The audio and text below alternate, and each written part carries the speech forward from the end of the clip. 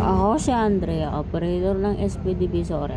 Naggamit ito ng 6 na araw na may total 176 meters. Ito po yung internet. Ang muling kulit po sa order, December 2024. Sa white naman po, January 2025. Ito po yung cupping na may 70, good condition po. Head clean.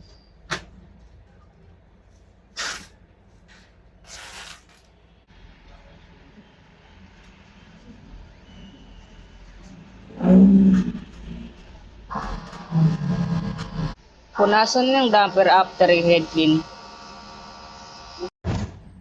Nozzle check. Diretso mo na, boy.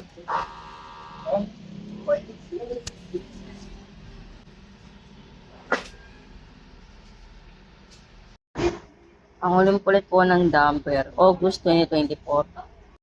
Ang waste ng info nalinis ng isang araw.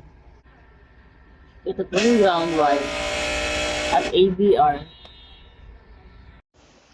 Ito po yung aming stocks. Ito po yung powder. Ito naman po ang mga ink, colored and white.